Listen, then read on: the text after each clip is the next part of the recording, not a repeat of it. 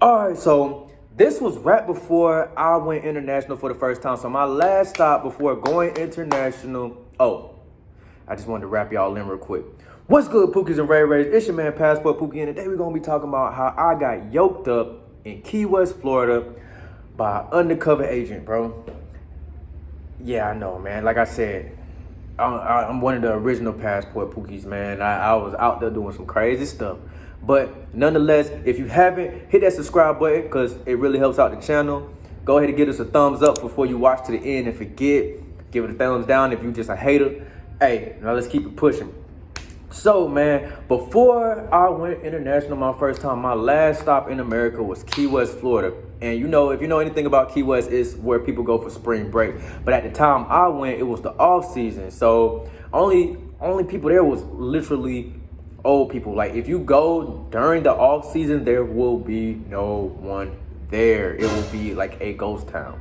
So we was there during the off season. We was there doing work, was getting ready to, push on out, to go take care of what we had to go take care of abroad.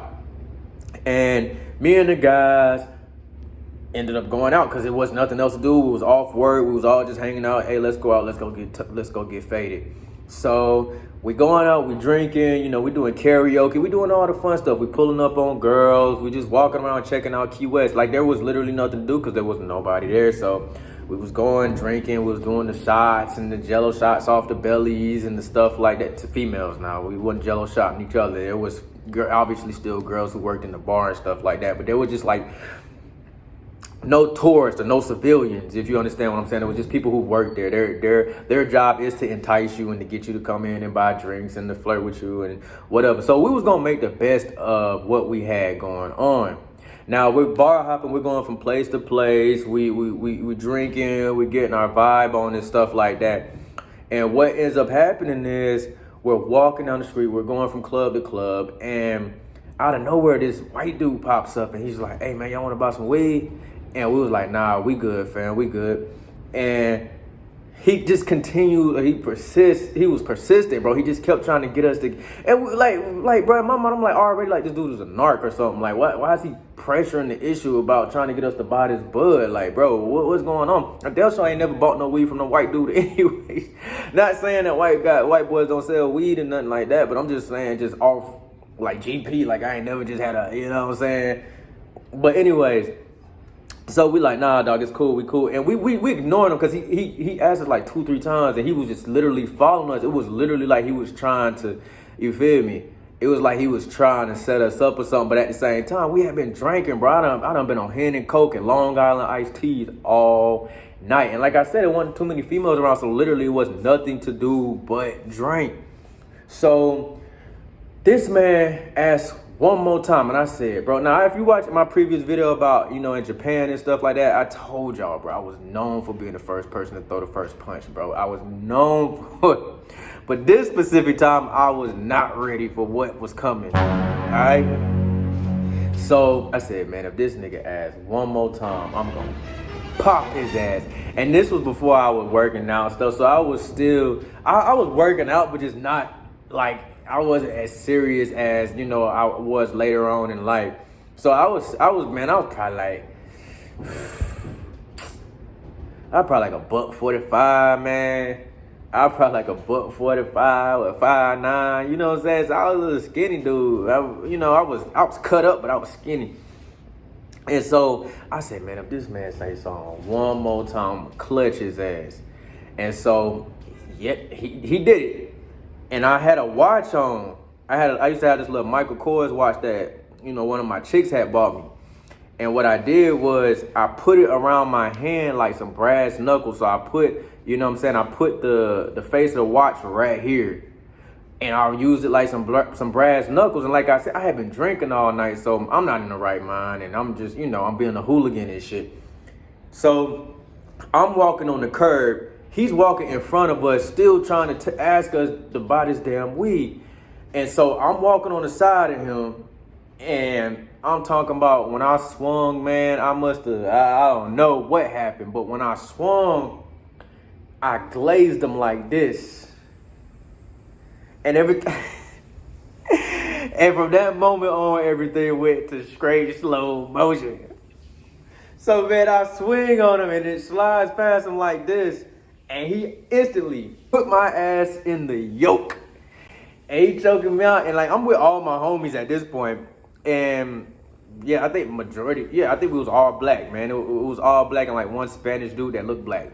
But anyway, I said, let's say my homeboy, like, the main homeboy, his name was Bobby. And when dude put me in the yoke, I was like, the first thing popped out of my mouth was Bobby. So when this white boy got me yoked up, and I was like, Bobby, and you know, I told you, bro, we was something serious. We rolled together, so you know, we had to. So when I yelled Bobby come through with a mean right, knock dude down, and then we proceed to stump his ass to the grass. Like, I mean, yeah, if it wasn't for them, bro, I'd have been, hey, he probably would have choked my ass out or something like that, man. It ain't no telling what would have happened, bro. He had me. He had me pinned up. You know, you in the full Nelson and your belly button poking. Everybody can see your belly button because your shirt they came up like. Nigga was choking my ass out, man. I was like, Bobby. And Bobby came through. And yeah, everybody was stomping his ass after that, man, because he should have never put his hands on me. Yeah, I knew I threw the first blow, but he should have he shouldn't have been asking us to buy no weed, bro. Like, who the fuck? You know what I'm saying? Come on, bro. What's wrong with you? What's weed? Hey, man, y'all some buy some weed. If you ever been to Atlanta, bro, that's how them Atlanta niggas be doing, bro. Hey, I got some weed. Hey, what they say? Damn, I got that loud pack. I got that Zaza. I got that Zaza. You know what I'm saying? Like, damn, on every corner, nigga. Like, god damn, nigga. The dude right there just asked me that I want some Zaza. I told him no, nigga. So what makes you think I want to buy it from you, bro? Shit ain't even Zaza. This shit something else, man. But yeah, bro. And so let me get back to the story. Anyway, so after we stump him, right, we all take off running. And we run around the corner. We like, man, let's just head back. Let's just head back to, you know, the accommodation or whatever like that. And next thing you know, you hear the patrol car circling or whatever, man. I can't remember who. It was somebody that we worked with, but we wasn't out with him. Was like, hey, yeah, man. So later on, or the next day or later on that night after we heard the patrol car, like I said, we went and stayed in. And then the guy was like, yeah, man. They said, or some guy called the police and had the police roll around looking and said a group of black guys jumped him. He didn't say the part where he kept literally bugging us about buying some fucking weed, following us around for like 20 minutes about buying some goddamn weed, man. And yeah, man, he was like, he just told, yeah, a group of black guys jumped. I'm like, man, it was crazy. It was crazy how it went from this nigga was trying to sell us some shit and possibly trying to incriminate us or what's it called? Try to set us up or something like that to, a group of black guys just jumped me. Nigga, you ain't get jumped until you put my ass in the yoke. If you wouldn't have been in, I wouldn't have gotten the yoke if your ass wasn't trying to sell me some damn weed, man.